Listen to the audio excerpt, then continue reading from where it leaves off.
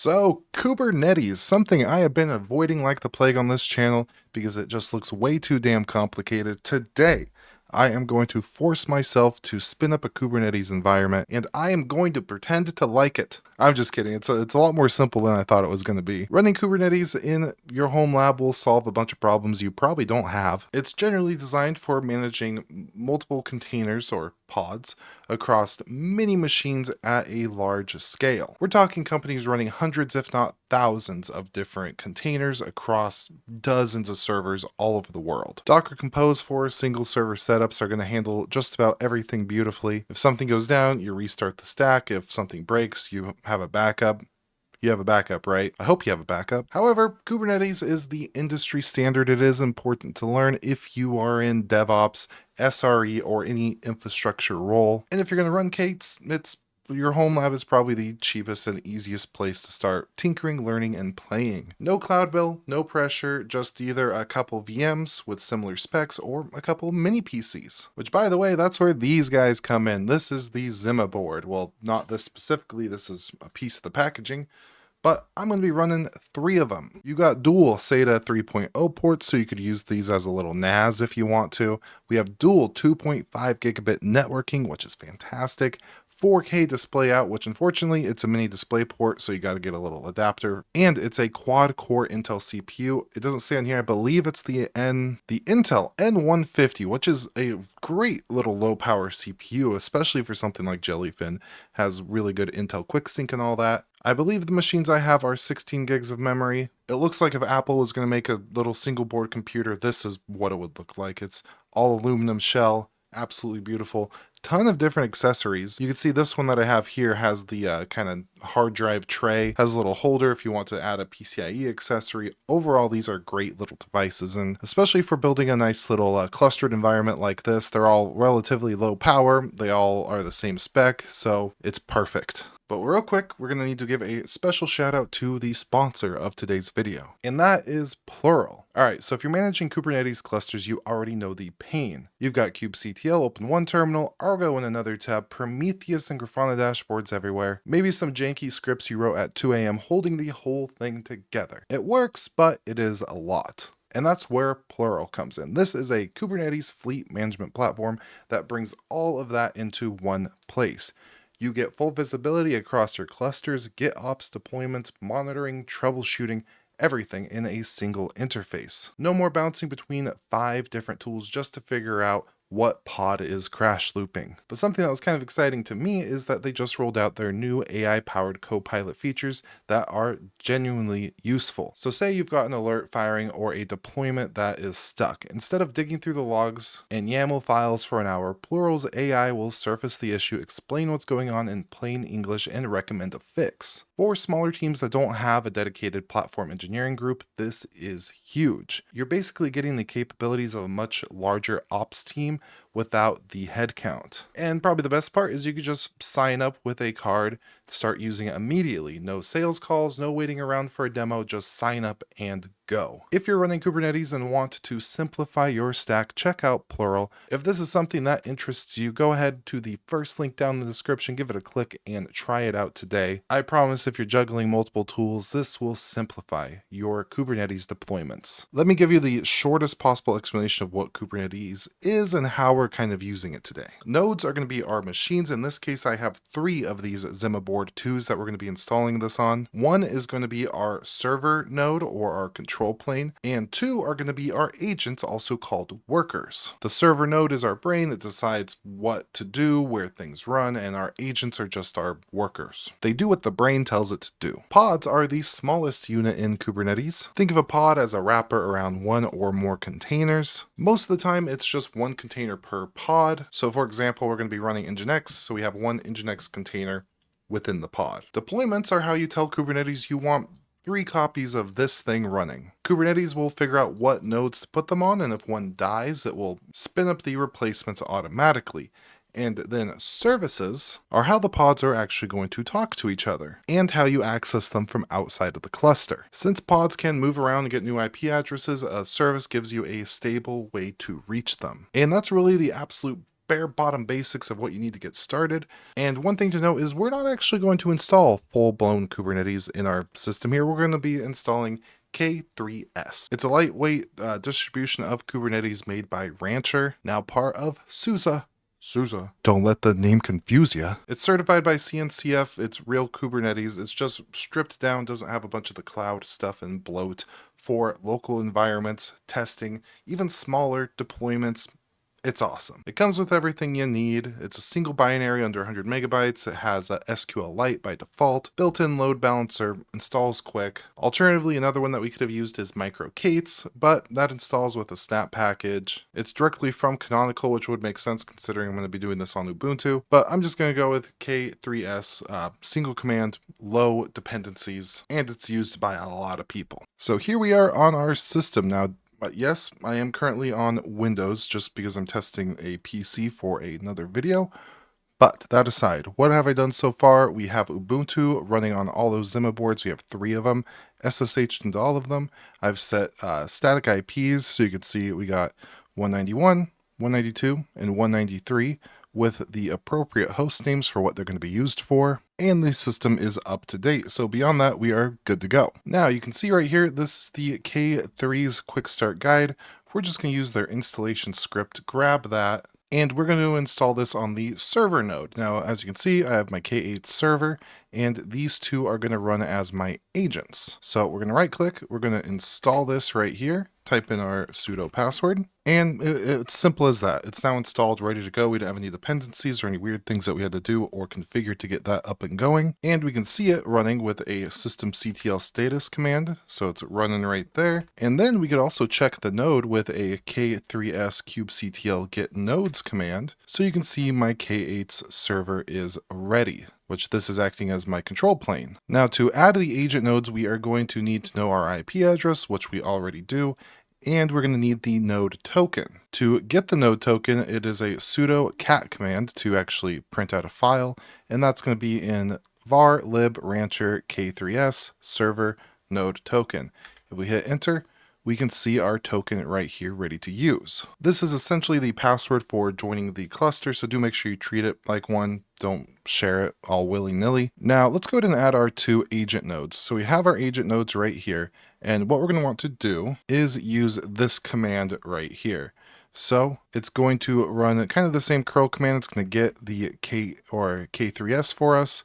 We have our URL, so we're going to want to switch this out for our actual IP address for the server. So mine's 173.10.191. And then for your token here, we're going to replace this with this right here. So let's grab our token, give that a copy, and drop it on in. And before I run it, since I do have another agent, I'm going to copy the entire thing. And that should be good to go. So let's hit enter, type in our sudo password. And just to check real quick, we could go back over here and 2 commands up, we got the get nodes. So if I run this, well, yeah, look at that. We can see agent 1 right there. So I'm going to head over to my agent 2 machine, drop this command right on there. And there we go. The command is done. So if we head back over here, run this again, we could see we have both of our agents. It's all connected together. So at this point, technically, we do have a full Kubernetes cluster running in my home lab, and it took a couple of minutes. Just to show you what we're working with here, we can run this command to the kubectl top nodes, hit enter. We will run this with sudo. So now you can see what we got going on when it comes to the actual resource usage with our server using the most at the moment. Do note when I copy and paste commands over, I'm pasting everything from techhut.tv. We do have a full written guide on everything that we're doing. So if you want to use that to follow along with all the commands and everything, it is there and ready for you. So now that we have a cluster, let's actually go ahead and put this thing to work. What I'm going to do is deploy Nginx, which is a web server across all 3 nodes. But just to make it a little more fun, we're going to have each node kind of serve its own host name so we can know what is actually, or what node is being served to us. So that way we can literally see which pod and which actual physical machine is answering the request. So in Kubernetes, basically everything is going to be done in YAML files. What I'm going to do is I'm going to make a directory. I'm going to call this Nginx test, like that. and then we could cd into that directory. And then from here, we are going to do this, a nano Nginx deployment YAML. So nano being our text editor, just like this. And again, I'm copying and pasting this from techhut.tv. Copy, drop her on in. And we'll kind of go over what all this is doing. So up here, v1 kind, this is going to be a deployment with the name of our web demo. For replicas, we have it defined as 6, meaning we'll have 6 copies spread across our 3 machines, so roughly 2 per node. Roughly was the wrong word. And then down here, we will have an argument to run a echo command, which will define the pod hostname served from this cluster, so we'll be able to see where this is coming from. And then down below here, we have our actual service, which is how we'll access the pods from outside of the cluster. We're using the node port service on 30080, which means we can hit any of our 3 nodes IPs on that port, and Kubernetes will route us to one of the pods. So from there, I could go Control O, output that, Control X, and then we will apply it with a kubectl apply-f Nginx deployment YAML. Hit enter. Wait, sudo again. I'll add some notes in the document here about running this without having to do sudo, but for this video, we'll just do it with sudo. So you can see the web demo is created. The service for web demo is created. It's pulling everything. It should be running in the background. We should be able to test this or check this with kubectl get pods 0 wide. Screw it. Let's go ahead and fix this now, shall we? So we're going to change the permissions for our K3's YAML file so it's readable, and then we will export that, and then we want this to be persistent across reboots. So now, theoretically, this should work. Hey, haha. But look at that. We can see things running. We can see things happening. I'm going to stretch this out real quick just so you can see it a little bit better. We could see they're all ready. They're all running. You can see the IPs for them within this network, the node that they're all running on. So we have 2 per machine, and it's all just spun up for us, ready to go. Very nice. Let me show you the service we created and what's running in the cluster overall. So you can see we have our web demo node port with the IP and the ports right here. Or if you want to see everything at once, you could do a get all command just like that, which this will give us all of the actual pods, the services, and our deployment right here. If you want to get specific information about a specific pod, you could do that as well. So if I copy like this pod name right here and drop it in, hit enter, bop, bop, bop, bop, boop.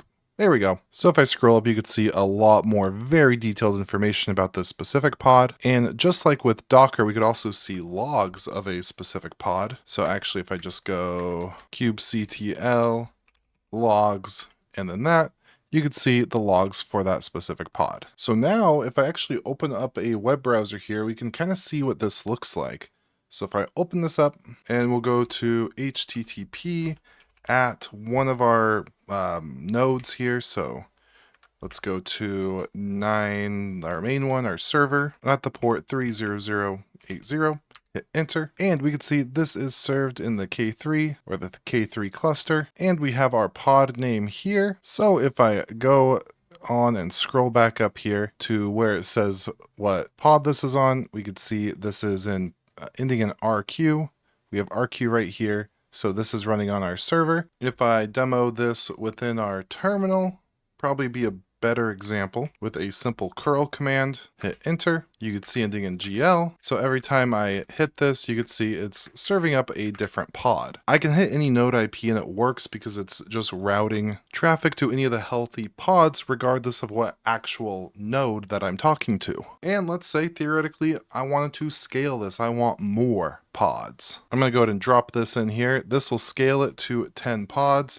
And then we can watch them kind of spread out here. So if I hit enter, we could see it going. It's running. Run this command again. And then we could see we have 1, 2, 3, 4, 5, 6, 7, 8, 9, 10 pods distributed very well over all of our different nodes. I could easily scale back down just by running the same command with a 6. Give that a second to do what it needs to do. Run this again. We could see that these ones are terminating, and then in a matter of no time, okay, sometime, granted, they're terminating, it's going to shut down. There we go. Now we only got these 6 running. Now, another thing that's really cool is the self-healing. So what happens if a pod just dies? What if it crashes or something goes wrong? I will delete one and we will see what happens. So we are going to delete a specific pod. Let's say this first one here. So we'll copy that, we'll paste it in, and then we can watch Kubernetes go ahead and recreate it. So I'll hit that. You can see it deleted from namespace, but you can see this one is a new one. We don't see it over here. It recreated it to keep the environment balanced as we defined with the 6 pod variable. Now here's kind of the fun part. I am going to unplug one of these machines. Let's say it crashes, it needs to reboot for an update, something happens. So right now it's not perfectly distributed. I have a couple extra on agent 2 there. So that's the machine that I'm going to go ahead and unplug. Now it might take a minute because Kubernetes doesn't panic immediately. By default, it usually takes about 5 minutes for Kubernetes to decide that a node is truly gone. It doesn't do it immediately, just in case if it's just a little like network blip or something like that. Oh, whoa, there it goes. Woohoo! We got some that terminated, we got some pending, we got some containers that were created.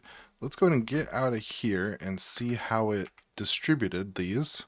Oh, it's going to take it a minute. We'll be patient. We'll be patient. Well, I mean, we can still kind of see here. We got these two running. One is on server and agent 1. Server, agent 1, server, agent 1. So it perfectly distributed the total of 6 containers to the 2 nodes that are still alive and online.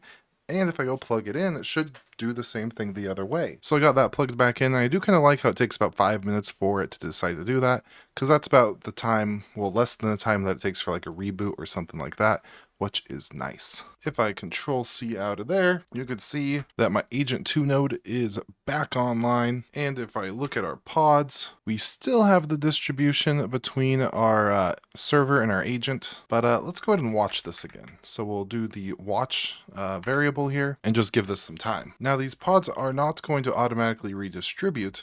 So if I drop this on in, we're going to do the rollout restart deployment of web demo, and then we could watch these redistribute. So if I hit enter, you could see it is going to terminate and then start up everything that we need. Now, if I check this out via a get pods command, or get pods output wide, we can see a pretty good distribution of all of our pods. Super nice. Now, actually physically unplugging a machine is kind of dramatic. Probably shouldn't do that. There are better ways to do this, and that is with the drain command. So if I grab this will gracefully remove all the pods off of a machine. So you can see agent 2. So if I hit enter from there, you can see we are evicting 2 of the pods. So there we go. We can see agent 2 is now drained. Agent 2 no longer has any pods running on it. If I get my nodes, we can see agent 2 is still there. It's still ready, but we do have scheduling disabled. If we want to allow this pod or this node, to start accepting pods again, we just need to run this command right here, hit enter, and now if I get the nodes, you could see everything is ready, and then soon it will redistribute those pods. And with all that, I do hope you found this useful. Again, I'll have a more refined article on TechHut.tv so you can follow along. I'll throw in some additional tips and tricks and some extra commands to help you out. Maybe even a couple extra optional services with the whole YAML template and everything, so you can practice spinning some things up. Maybe like Uptime Kuma I might throw in there. Maybe a couple others. We will see. Link is down below. And again, big shout out to Plural. If you have Kubernetes environments that need monitored at scale with a bunch of different cool tools to help you fix deployments, troubleshoot issues, it is great. And that will be the first link down below. And with all that, I do hope you have an absolutely beautiful day. And goodbye.